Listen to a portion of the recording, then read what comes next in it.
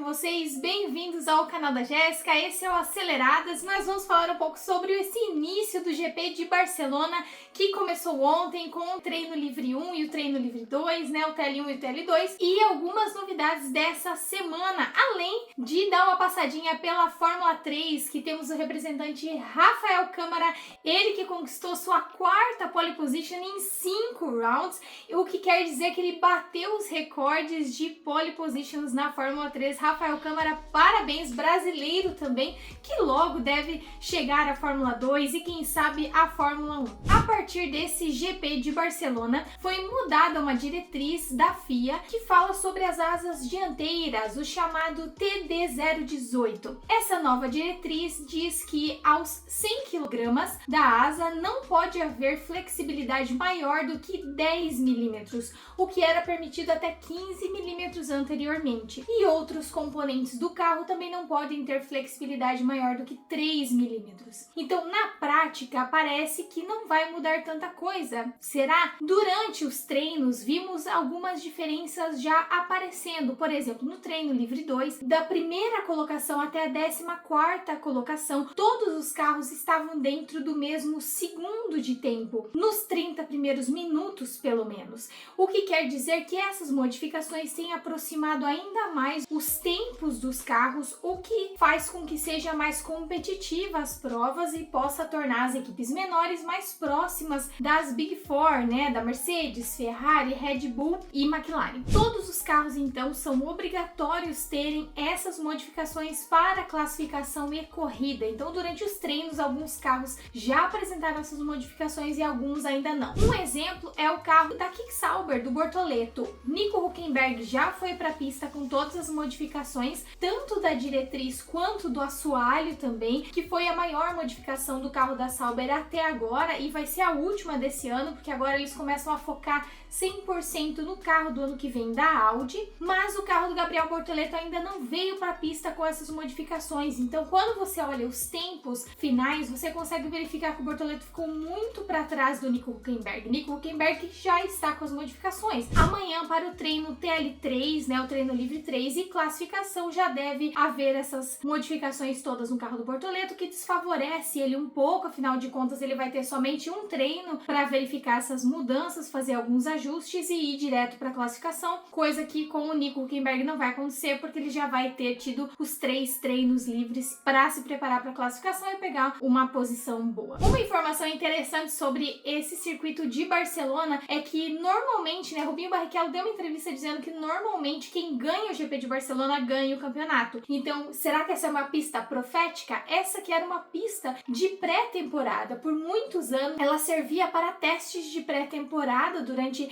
ali uma semana, 8 dias, como normalmente acontece, porque ela tem retas longas, ela tem curvas de alta, curvas de baixa, ela é muito completa essa pista. E uma coisa que tem se discutido durante essa semana é que se no ano que vem o GP de Madrid, o circuito de rua, estrear, será que Barcelona sairia do circuito anual? Mas acreditamos que não, por ela ser uma pista tão tradicional e ter participado de tantos momentos com pré-temporada e tudo mais, e ser uma pista muito boa. Mas por questões políticas, foi mudar então a pré-temporada para o GP de Bahrein, o que os pilotos não gostaram tanto, afinal de contas a maioria deles vive na Europa, as equipes são da Europa e eles conseguiam então fazer a logística muito mais fácil ali para Barcelona, mas mudaram então para Bahrein e é assim que as coisas estão no momento. Durante essa semana também os rumores que veio à baila foi quanto a Ferrari estar sondando o Christian Horner da Red Bull para ser chefe de equipe. Ferrari essa que já trocou tanto de chefe de equipe que não sei se algum ali vai realmente dar certo e vai tirar a Ferrari desse momento difícil que ela tem passado. Mesmo com o Hamilton 7 vezes campeão do mundo como piloto, a Ferrari não tem conseguido ser consistente nos resultados durante essa temporada ainda. Mas calma, né? Só foi o primeiro terço da temporada, né? 8 corridas e somos teremos 24 corridas ao todo. Então, a partir de Barcelona, muita coisa deve mudar e ainda é possível virar o jogo para cima da McLaren se essas modificações nos carros fizerem realmente muita diferença. Além dessas mudanças na diretriz, né, dessas mudanças na asa dianteira, a McLaren foi a única equipe que não veio com mais nenhuma modificação nos carros. Todas as outras equipes atualizaram alguma coisa, sendo a Kiki Sauber a que atualizou mais. O circuito de Barcelona faz parte da Fórmula 1 desde 1991. Ela conta com 4,657 quilômetros e o número de voltas será 66. O recorde numa volta completa foi 1,16,330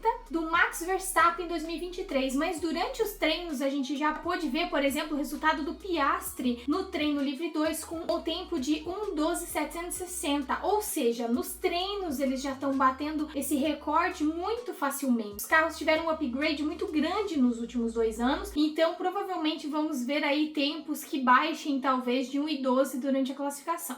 Antes de eu falar diretamente então sobre o TL1 e TL2, o que você acha dessa nova diretriz da FIA da TD 018 sobre essas modificações nas asas? Me fala aqui nos comentários se você acha que vai ter realmente alguma mudança no campeonato ou se é só balela, não vai mudar praticamente nada nos resultados finais. Já aproveita também, deixa seu like, se inscreve se você não é inscrito e ativa o sininho das notificações para não perder nenhum vídeo. Lembrando que esse final de semana GP de Barcelona teremos aqui mais vídeos quanto ao que tem acontecido, classificação, corrida, então já ativa o sininho para não perder nada. E não esquece de encaminhar esse vídeo para algum amigo ou familiar que também gosta de Fórmula 1 para ajudar esse canal a crescer. A gama de pneus escolhida para esse final de semana de corrida é a gama mais dura da Pirelli, C1, C2 e C3, então teremos aí mais voltas até que o pneu se desgaste e tenha que ser trocado. Rubinho também comentou em entrevista para os repórteres da Band de que, na experiência dele no circuito de Barcelona, um pneu C3 é capaz de durar praticamente a corrida toda, desde que seja bem administrado. Não vai ser necessário, obviamente, por causa das obrigatoriedades de paradas no pit stop e mudança de pneus, porém é possível que você se mantenha muito na pista mesmo com o pneu macio dessa gama mais dura, né, o pneu C3. No treino livre 1, nas primeiras voltas da Kiki Sauber, todo mundo estava esperando para ver os resultados que surgiriam a partir das modificações, mas no TL1 os dois viraram com 2 minutos e 20 mais ou menos. Então já estava parecendo muito estranho porque eles estavam fazendo tempos tão longos. Porém, depois com o treino 1 e treino 2, o que você mais consegue visualizar é que todos os carros estavam fazendo voltas lentas para verificar desgaste de pneus, como o carro se movimentava, fazendo as curvas mais abertas, não tão fechadas, para ter um desgaste de pneu menor, para você verificar como você poderia fazer a administração do pneu durante a corrida e verificar como essas modificações nos carros estariam reagindo. Então, o Max Verstappen fez volta lenta, Norris, Piastri, todo mundo começou a ser normal e a gente entendeu então que a Kiki Sauber fez esse mesmo movimento. No primeiro momento fez algumas voltas lentas e depois começou as curvas rápidas. Nico Hülkenberg ali já subindo perto das 10 primeiras posições, o que mostra que talvez as modificações do carro da Sauber possam possibilitar que eles estejam entre as equipes medianas. Talvez passem mais facilmente para o Q2 agora. Porém, como eu mencionei, o Bortoleto continuou nas últimas posições porque ele ainda não entrou com o carro feitas as atualizações. Então ele estava com o carro antigo e o Hülkenberg com o carro novo. Assim eles também conseguem comparar os resultados dessas modificações em segundos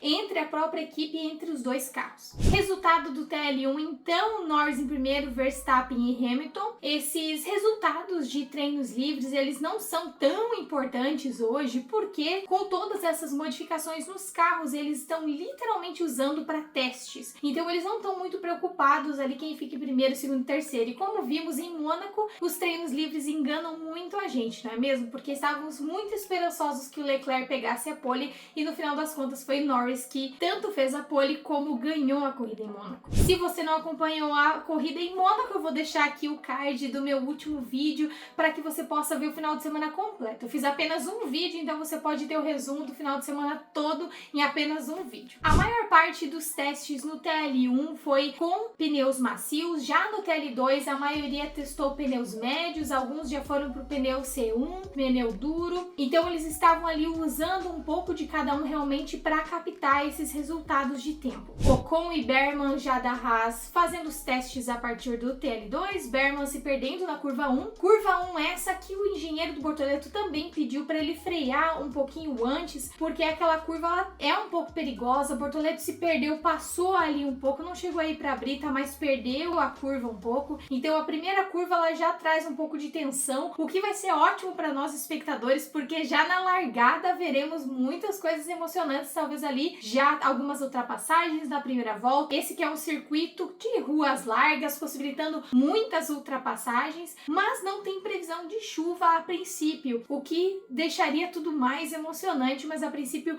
não tem previsão de chuva e a temperatura da pista é a maior dessa temporada. Acredite se quiser, Barcelona está mais quente a pista do que no deserto, batendo seus 48, 49 graus na pista. Final do TL2, então, Oscar Piastri em primeiro, Russell em segundo, Verstappen em terceiro. Trazendo um pouco o panorama geral do campeonato nesse ano, na competição entre construtores, a McLaren conta com 319 pontos, primeiríssima colocada, muito distante da segunda, mas já no segundo, terceiro e quarto lugar. A Red Bull, Ferrari e Mercedes estão disputando ali com apenas 5 pontos de diferença. Já na competição entre os pilotos, somente 4 pilotos não pontuaram nesse ano ainda. Um deles disse nessa semana que é o piloto mais azarado que existe, que é o Alonso, que ainda não pontuou esse ano. Além dele, Colapinto, da Alpine, Bortoleto e o Jack Donham, que é da Alpine, também está aí fazendo revezamento de cadeiras com o Colapinto. Então, nesse grid, nessa corrida, teremos apenas 3 que não pontuaram: Alonso, Bortoleto e Colapinto. Estamos torcendo aí para quem sabe ser o primeiro pontinho do Bortoleto no campeonato, ser o primeiro ponto do Alonso também, que é o manager do Bortoleto.